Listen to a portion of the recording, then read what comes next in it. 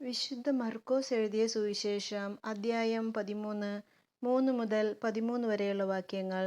വേദനകളുടെ ആരംഭം.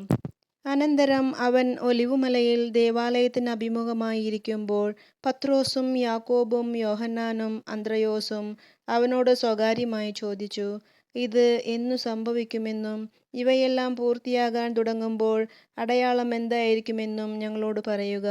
യേശു അവരോട് പറഞ്ഞു, ആരും നിങ്ങളെ വഴിതെറ്റിക്കാതിരിക്കാൻ സൂക്ഷിച്ചുകൊള്ളുവിൻ. ഞാനാണ് എന്നു പറഞ്ഞ് പലരും എൻ്റെ നാമത്തിൽ വരും. അവർ അനേകരെ വഴിതെറ്റിക്കും.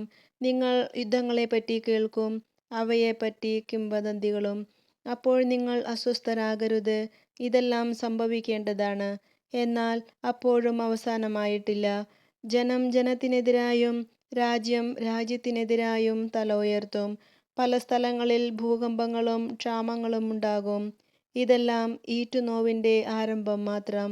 നിങ്ങൾ ജാഗരൂകരായിരിക്കുവിൻ. അവർ നിങ്ങളെ ന്യായാധിപ സംഘങ്ങൾക്ക് ഏൽപ്പിച്ചു കൊടുക്കും. സിനഗോഗുകളിൽ വെച്ച് നിങ്ങളെ പ്രഹരിക്കും. ദേശാധിപതികളുടെയും രാജാക്കന്മാരുടെയും മുൻപാകെ എനിക്കു സാക്ഷ്യം നൽകാൻ നിങ്ങൾ നിൽക്കും.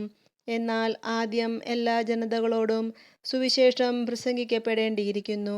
അവർ നിങ്ങളെ ഏൽപ്പിച്ചു കൊടുക്കാൻ കൊണ്ടുപോകുമ്പോൾ എന്തു പറയണമെന്ന് വിചാരിച്ച് ഉത്കണ്ഠാകുലരാകേണ്ട. ആ സമയത്ത് നിങ്ങൾക്ക് ലഭിക്കുന്നതെന്തോ അത് സംസാരിക്കുവിൻ.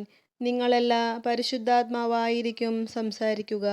സഹോദരൻ സഹോദരനെയും പിതാവ് പുത്രനെയും മരണത്തിന് ഏൽപ്പിച്ചു കൊടുക്കും.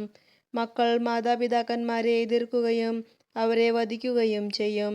എൻ്റെ നാമത്തെ പ്രതി നിങ്ങളെ എല്ലാവരും ദ്വേഷിക്കും. അവസാനം വരെ സഹിച്ചു നിൽക്കുന്നവൻ രക്ഷ പ്രാപിക്കും. നമ്മുടെ കർത്താവായ മിശിഹായ്ക്ക് സ്തുതി.